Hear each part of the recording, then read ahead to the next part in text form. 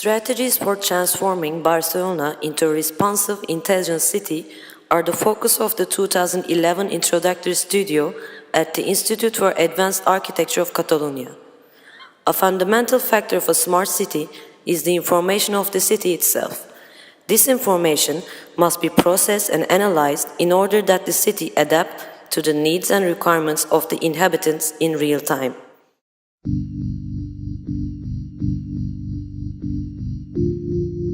A collection of 9 Barcelona blocks is the basis for analysis and experimentation in this field.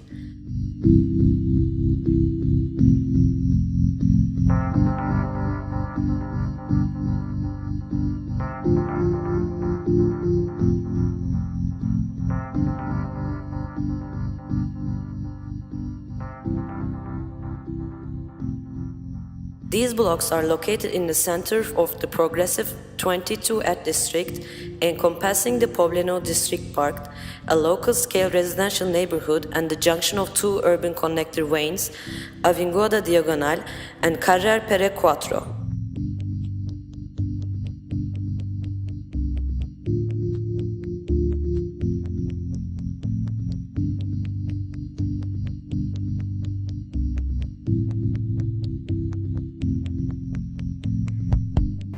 Avinguda Diagonal is 50 meters wide and accommodates 4 different mobility systems into 2 directions, one towards the Forum and the sea, and the other towards Plaza de les Glorias Catalanes. 3 9-meter lanes of vehicle and bus traffic exist in each direction with speeds of up to 50 kilometers per hour. 2 bike paths are delineated between the urban furniture and the rows of trees, each 1.5 meters wide. The central space is 15 meters wide and is used for various low-speed activities, such as walking, skating, skateboarding, and jogging. Trams pass through every 5 minutes during peak hours. This system of rigid specialization of flows into separate, defined paths is an inefficient use of space. But what makes this system even more inefficient is the disruption of flows and movement that result from conflicting speeds and directions. The Poblenou District Park covers a 5.5 hectare area and was designed by Jean Nouvel as a sustainable garden at the city scale to act as a meeting point and acoustic microclimate, playing with light and shadows. Yet, for most of the week, the park is relatively deserted, or at most a place of small and quiet gatherings and activities. To further accent its isolation, the park doors are closed after evening hours. Maria Teresa Clotet Park functions at the neighborhood scale and is used by locals and residents as a gathering place as well as a local connector to the Rambla del Poblenou.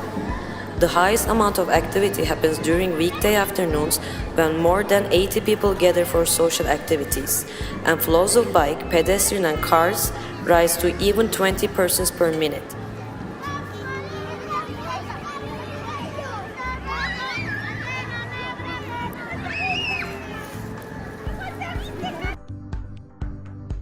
The 7.68% of the site is comprised of such open spaces, spaces that are disconnected due to their specialized functions of mobility and public space or the disassociation of the local inhabitants and the temporary users. But with a change in even the smallest parameter, let's say, the future car, the relevancy of all such urban public space and mobility infrastructure issues can become obsolete.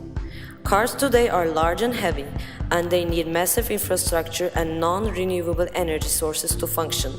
But advances in car design technology shows that the car of the near future will be smaller, lighter, and even artificially intelligent, allowing it to identify obstacles and moreover surfaces that were impossible until now.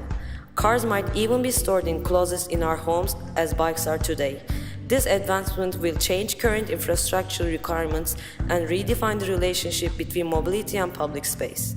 Therefore, to think for the future, we must think of public space and mobility infrastructure as one.